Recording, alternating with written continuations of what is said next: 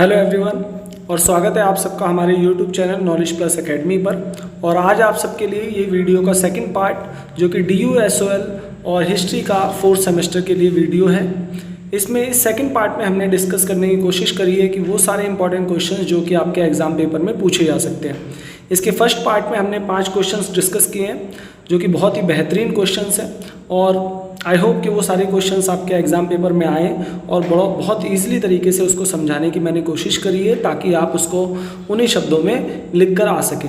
तो चलिए डिस्कस करते हैं आज का ये सेकंड पार्ट। और इसमें पहला क्वेश्चन है, भारत में ब्रिटिश शासन के आर्थिक प्रभाव क्या थे। सो क्वेश्चंस को समझने से हमें एक चीज़ समझ में आ गई कि किस तरीके से जब भारत में ब्रिटिश शासन आया तो उन्होंने हमारे ऊपर हमारा जो आर्थिक प्रभाव पड़ा या आर्थिक शोषण हुआ उसकी हम बात कर लेते हैं। तो देखिए पहले पॉइंट में आता है कि भारत की पारंपरिक अर्थव्यवस्था पर संकट आ गया। इसका बड़ा आसान सा पॉइंट ये है कि अंग्रेज़ों के आने के बाद भारत में जो एक पुरानी चीज़ें अर्थव्यवस्था का एक पुराना जो तरीका चलता था, छोटे उद्योग लगाकर लोग अपने घरों में उद्योग लगाकर काम करते थे, वो लाभ व्यवस्था एक तरीके से ख़त्म हो गई। अंग्रेज़ों ने बड़े स्तर पर अपने उद्योग स्थापित करे और ज़्यादा से ज़्यादा लाभ अपनी तरफ रखा। दूसरा, कारीगर और शिल्पकारों का विनाश हो गया। भारत में जैसा कि पहले ही डिस्कस किया गया कि ऐसे लोग थे जो हाथों से सामान बनाते थे, वो सारा उद्योग पूरी तरीके से ख़त्म हो गया। अंग्रेज़ों ने ये स्थिति पैदा कर दी कि अब बाज़ार में बिकने वाला जो ज़्यादातर सामान है वो मशीनों से बना हुआ है। तो इस तरीके से भारत में अंग्रेज़ों ने मशीन से बनी चीज़ें, कपड़े, ये सारी चीज़ें बेचनी शुरू करी। कृषि की स्थिति खराब हो गई। अंग्रेज़ों ने आकर कहीं ना कहीं भारत में एक तरीके से नए जमींदार वर्ग को कहीं ना कहीं क्या किया, बढ़ावा दिया। उनको ब्याज के तरीके बताए कि किस तरीके से भारतीय लोगों का शोषण करना है, अगर पैसा ना मिले तो ब्याज कैसे लेना है। और इसके अलावा भारतीय किसानों पर ऐसा टैक्स सिस्टम लागू किया जिससे कि उनकी स्थिति और ज़्यादा खराब होती चली गई। नई जमींदारी प्रथा की शुरुआत कर दी। बंगाल में एक तरीके से जमींदारों को स्थिति दे दी कि भाई आपको टैक्स का कलेक्शन करना है और अगर आप टैक्स कलेक्ट नहीं कर पाते तो आपको आपकी ज़मीन आपसे छीन ली जाएगी। तो इस तरीके से पुरानी जमींदारी व्यवस्था, जो जमींदार एक मजबूत हस्ती होते थे गाँव में, जिनके पास अपनी सेना, अपने दरबार या अपनी न्यायालय प्रणाली होती थी, वो सारी चीज़ें ख़त्म कर दी गई। किसानों से जुड़ी बहुत सारी ऐसी बातें हैं जिसमें अगर हम बात करें तो किसानों के लिए जंगल के जंगल पूरे काट दिए गए। एक ऐसा स्थान जहाँ पर किसान अपने पशुओं को ले जाकर चारा खिलाते थे, वो सारी चीज़ें ख़त्म कर दी गई। ऐसी खेती पैदा कर दी गई कि भाई आप नील की खेती करेंगे, अफीम की खेती करेंगे या ज़मीन पर सिर्फ वो चीज़ उगाएंगे जो बाज़ार में ज़्यादा अच्छी कीमत पर बिकती हो। भारत से बड़े पैमाने पर धन की निकासी हुई। इसको एक तरीके से हम डॉक्ट्रिन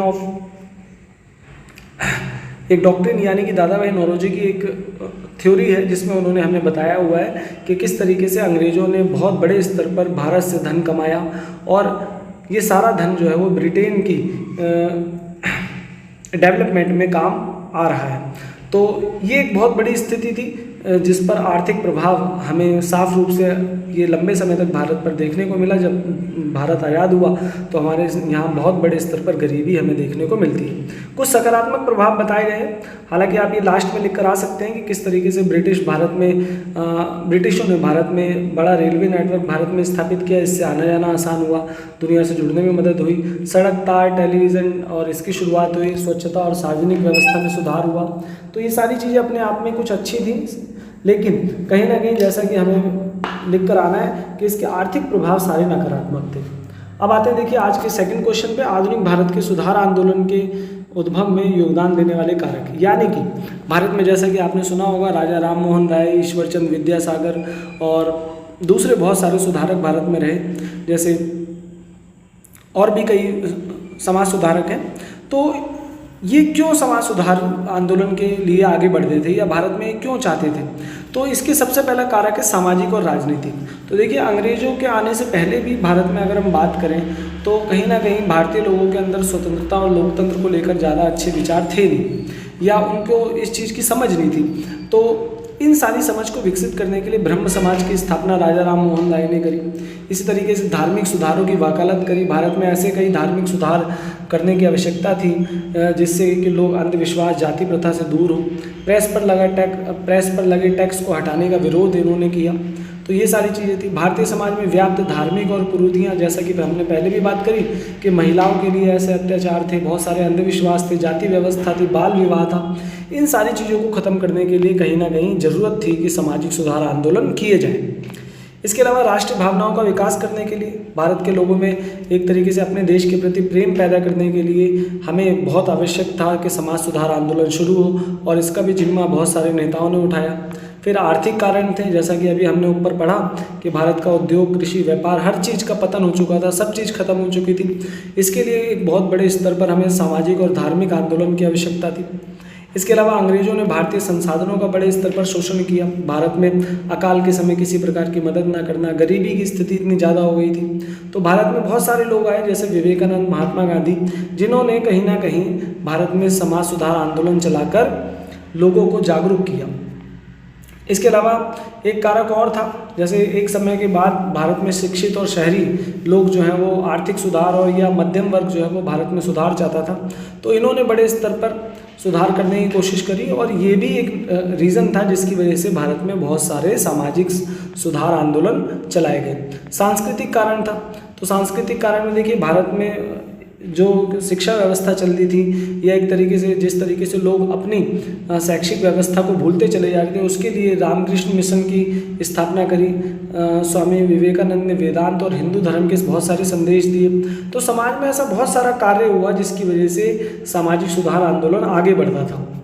इसके अलावा सामाजिक सुधार आंदोलन का एक और कारण था कि पश्चिमी विचार हमारी संस्कृति पर बहुत बड़ा प्रभाव डाल रहे थे। जैसे रविन्द्रनाथ टैगोर ने शिक्षा की नई प्रणाली शुरू करी, जिसमें आप गुरुकुल की तरह पढ़ेंगे लेकिन नई चीज़ों को भी आप पढ़ सकते हैं। तो इसमें पश्चिम और पूर्व यानी कि भारत के भी कुछ तत्व शामिल किए पढ़ाई में, और अपने देश की भी। तो इस तरीके से हमें देखने को मिलता है कि ये सारे कारण थे जिसकी वजह से भारत में समाज सुधार आंदोलन चला। आप जैसे जैसे वीडियो में एक तरीके से ध्यान से सुनेंगे तो चीज़ों को समझ में आएगा। अगला एक क्वेश्चन बहुत इंपॉर्टेंट आता है, भारत में राष्ट्रवाद के क्या है, उदय के क्या कारण है, कैसे भारत में राष्ट्रवाद की भावना मजबूत हुई। तो दोबारा से देखिए, सामाजिक और धार्मिक आंदोलन में बहुत बड़े स्तर पर, अभी जैसा कि हमने ऊपर पढ़ा कि भारत में सामाजिक धार्मिक आंदोलन राजा राम मोहन राय, विवेकानंद, ईश्वरचंद विद्यासागर, बाल गंगाधर तिलक या जिन लोगों ने भी चलाए, इसकी वजह से राष्ट्रवाद की भावना लोगों के अंदर बहुत ज़्यादा मजबूत हुई। लोगों को अपनी संस्कृति, अपना इतिहास समझ में आया।